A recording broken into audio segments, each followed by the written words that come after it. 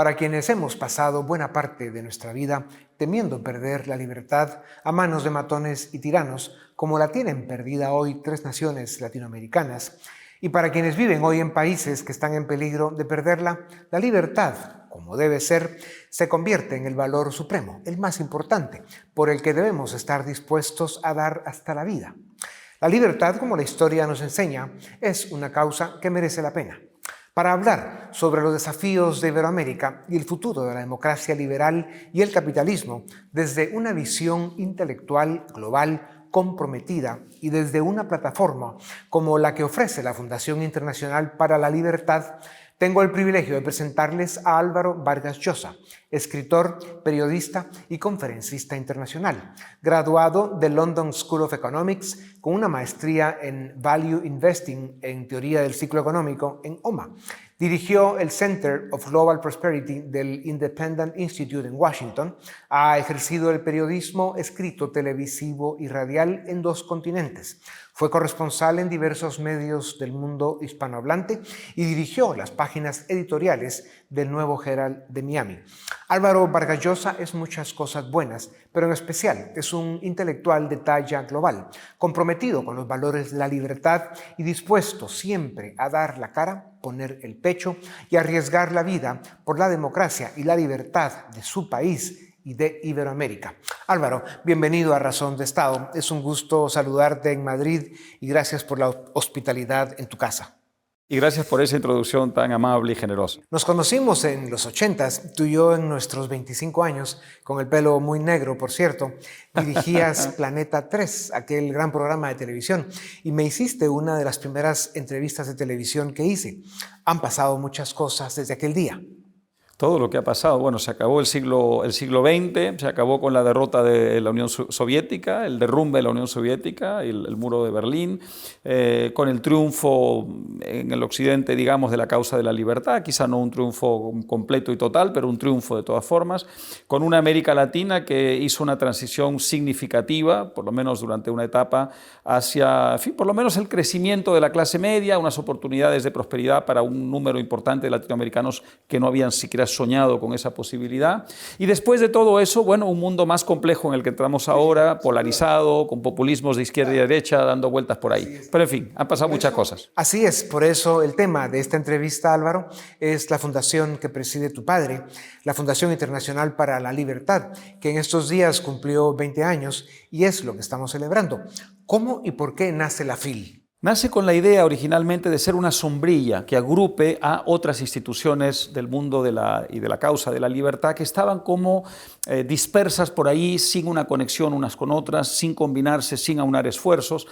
Nosotros veíamos al otro lado a los adversarios de la libertad haciendo muchas cosas mal, pero una muy bien, sabiendo unirse, sabiendo, digamos, combinar sus energías y su imaginación. Y dijimos, vamos a hacer algo parecido, pero mejor hecho, y la FIL tenía la vocación de ser la sombrilla. Luego la FIL se ha convertido en sí misma en una organización también que sin perder la vocación de agrupar a los demás también tiene un perfil propio. Cuando dices agrupar, reunir, el poder de convocatoria es muy importante y eso ustedes lo tienen.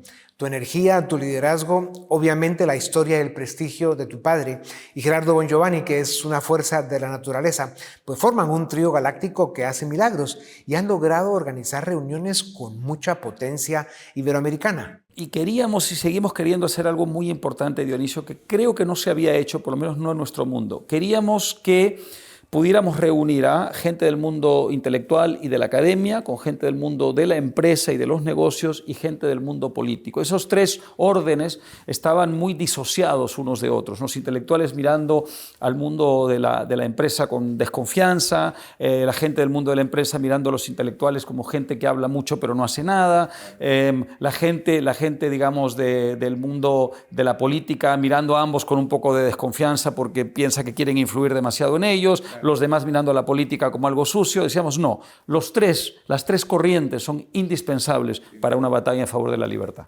Álvaro, ¿qué toca ahora? ¿Cuál es el proyecto central? Después de 20 años de aprendizaje y de construcción de muchas cosas, ¿cuál es el futuro de la Fundación? Estamos haciendo varias cosas. Primero, hemos incorporado la Cátedra Vargas Llosa, que tiene una dimensión más cultural que política, pero que tenía una vida más bien independiente, autónoma. Ahora la hemos incorporado a la FIL sin perder su perfil, por supuesto, autónomo, porque es cultura y no política, aunque entre ambas cosas hay unos ciertos vasos comunicantes.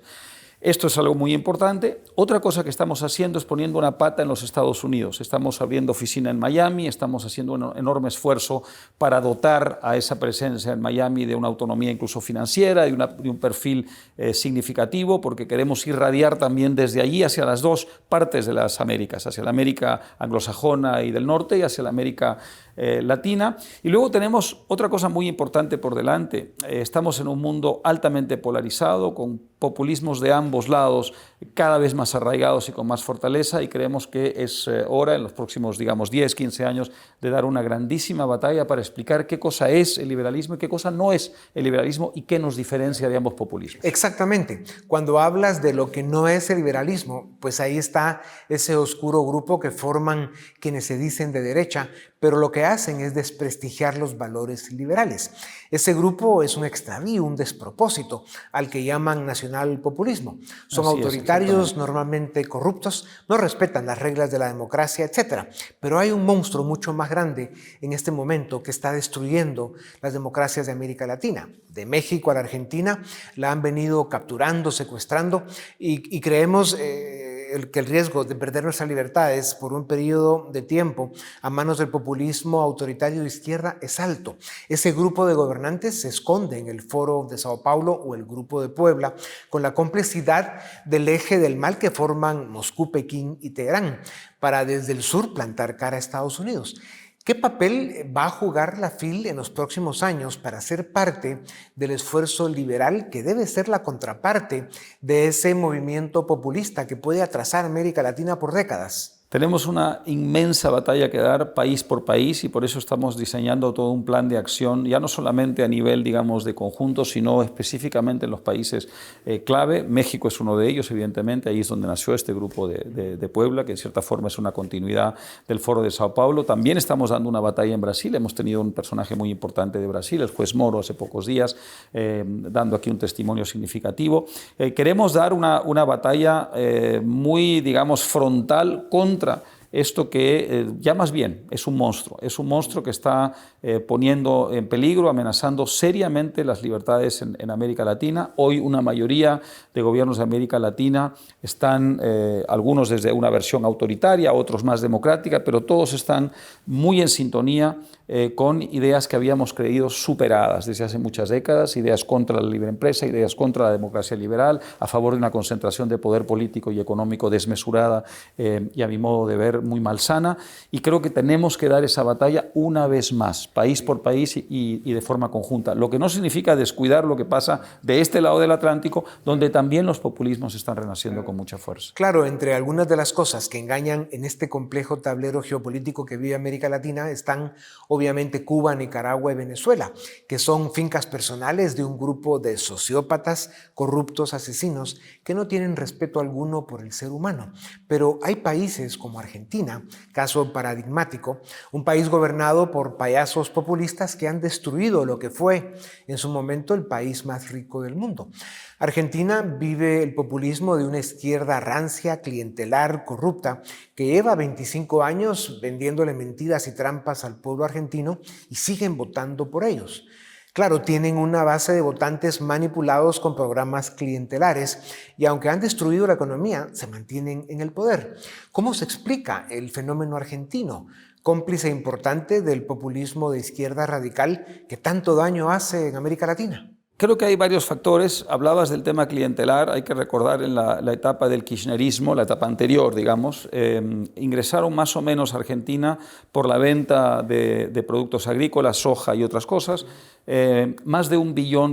Billón significa en español un millón de millones, es como un trillón en inglés de dólares. Imagínate esa ingente cantidad de dinero en manos de un Estado clientelar. Evidentemente, este es un factor, la capacidad para utilizar el Estado para crear formar una clientela política que te garantice la eternidad y la lealtad de los votantes, ¿no? Evidentemente este es un factor. Un segundo factor muy importante es que cuando los no populistas tienen la oportunidad de gobernar, enfrentan tal cantidad de obstáculos y a veces ellos mismos tienen tales inhibiciones para tomar decisiones que desaprovechamos las oportunidades, Dionisio. Y esto permite que se les atribuyan culpas y errores que en realidad son del bando contrario. Eso pasó con nuestro amigo Mauricio Macri, a quien le atribuyen muchas cosas que en realidad eran parte de la herencia del kirchnerismo que él recibió, independientemente de que, como él mismo reconoce, hay decisiones que debió tomar y que no debió. Sebastián Piñera heredó el gobierno que dejó Bachelet. Guillermo Lasso en Ecuador heredó el desastre que dejaron Correa y sus populistas. Y un factor más muy rápidamente, Dionisio, que es un tema cultural, un tema educativo. Hay que dar una batalla de ideas. Es mucho más difícil defender nuestras ideas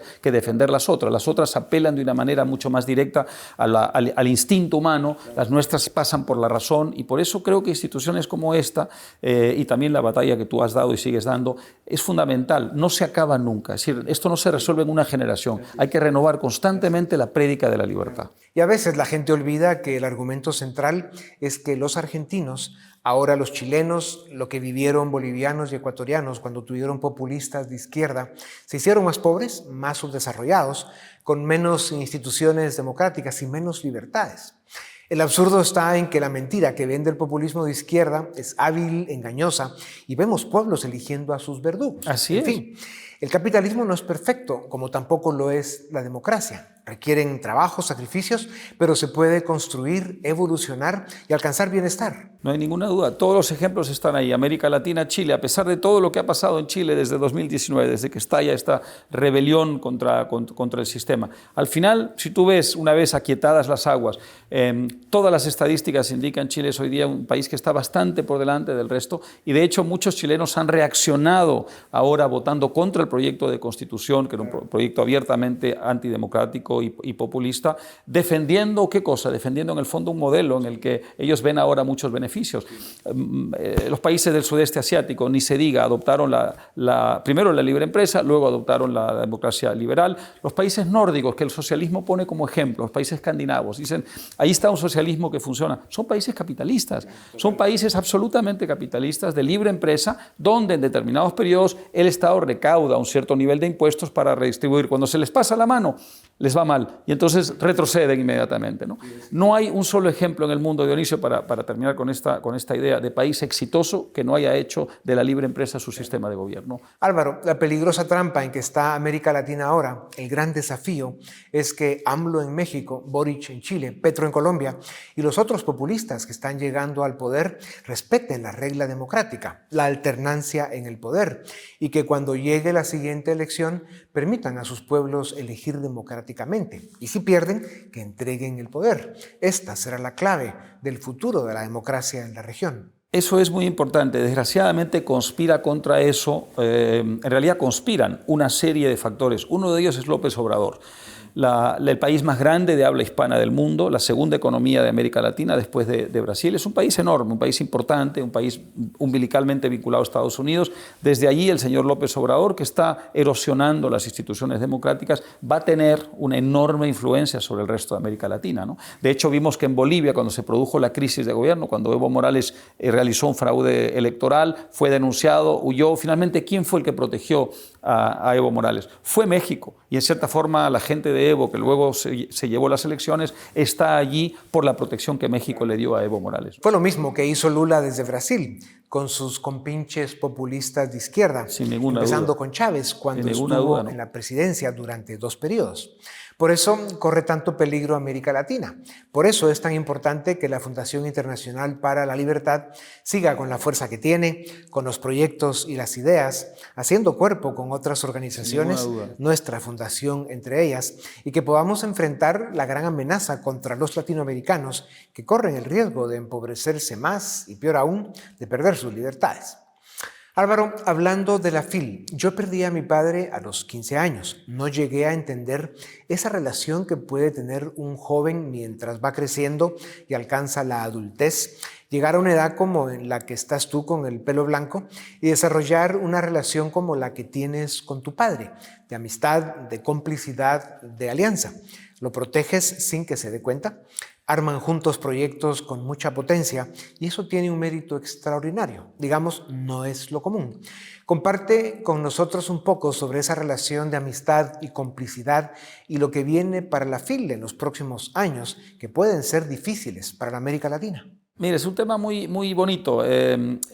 Yo te diría que yo nací a la conciencia política siendo muy niño en un momento clave en la historia de mi familia, un momento de transición, cuando mi padre rompe con sus ideas socialistas y rompe con sus ideas de izquierda extrema y sobre todo procastristas y toma una posición muy impopular en ese momento, sobre todo en el mundo académico e intelectual. El mundo suyo era un mundo donde estar del otro lado era asumir, digamos, una familia que te protegía, una familia intelectual, ideológica que te daba cobertura. Romper con todo eso era quedarte en una enorme soledad. Y yo vi a mi padre ser agredido, insultado, en fin, trataron de destruir su carrera. Felizmente él logró sobreponerse a eso y bueno, hoy día es la persona que es. Cuando tú naces a la conciencia política viendo eso, lo que sientes es una enorme solidaridad. Desde el comienzo, digamos, de mi conciencia política, hay una solidaridad muy grande con mi padre y nos volvemos eso que tú has dicho, amigos, cómplices, partners, como queramos llamarlo.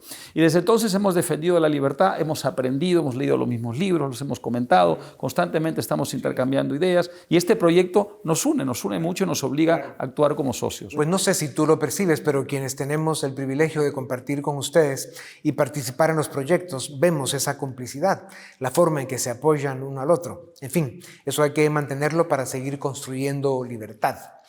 Álvaro, en tu conferencia hace unos días, cuando celebramos los 20 años de la FIL, afirmaste que aparte de las amenazas externas para el orden liberal y el capitalismo, en América Latina identificas 3 amenazas que son internas. La primera, la incapacidad que tenemos para resolver nuestros conflictos, la manipulación en el debate sobre la desigualdad, la lucha de clases, la ausencia de valores liberales. La segunda amenaza interna es la deuda pública y las políticas monetarias de casi todos los gobiernos del mundo, que tienen al planeta al borde de una estanflación, recesión con inflación. Nos estamos endeudando, dijiste, a una velocidad 4 veces más rápida de lo que crece la economía y en 15 años hemos multiplicado por 9 veces la deuda. Es un absurdo eso de endeudarse para vivir y no dura mucho. La tercera amenaza interna es el tema identitario. Manipuladores populistas dividen y enfrentan a la sociedad, desde las personas hasta los grupos, por raza, género, religión, clima y cualquier excusa que permita dividir. Vamos de regreso a la tribu, afirmaste, en lugar de evolucionar y ser sociedades cada vez más abiertas. Al final de tu presentación dijiste, esto no es un mensaje de derrota, pero sí de pesimismo. Y lo que hiciste fue hacer un llamado a la acción. Tu propuesta fue, debemos activarnos y buscar la forma de rescatar la racionalidad política y económica. La pregunta de fondo, Álvaro, es, ¿le tenemos miedo a la libertad los seres humanos? Yo creo que algunos seres humanos le tienen, otros piensan que la tribu te protege mejor, te da una cierta, ausencia de responsabilidad y siempre se puede vivir de una manera mucho más holgada y de una manera mucho más, con más sensación de seguridad si uno tiene ausencia de responsabilidad, ¿no? Pero quienes defendemos la libertad lo hacemos porque hemos visto que en el largo curso de la civilización humana la libertad ha traído enormes beneficios a la humanidad, de los que se benefician incluso los enemigos de la libertad. Entonces, cuando uno ya descubre la libertad, no puede renunciar a ella nunca más. Ya cuando uno sabe los bienes preciosos que trae la libertad, eso se vuelve una obligación moral, ¿no? Entonces, sí, ha habido periodos más difíciles, periodos menos difíciles. Vamos a seguir luchando hasta el último suspiro por la libertad, independientemente de los adversarios que tengamos enfrente.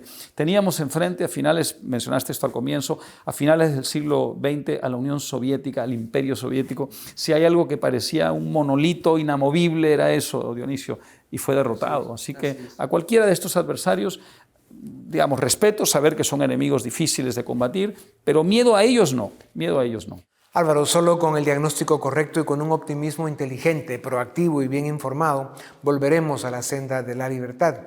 Qué buena noticia para América Latina y para el mundo que la Fundación Internacional para la Libertad esté presente y activa. Vamos por los segundos 20 años y qué bueno que daremos juntos esa batalla. Álvaro, gracias y felicidades. 20 años Dionisio. Se dicen fácil. La FIL es una obra especial, un trabajo extraordinario y tiene un gran futuro. Muchísimas gracias. A ustedes también gracias por acompañarnos una vez más. Esto es Razón de Estado. Suscríbete y nos ayudas a defender y a promover los valores de la libertad,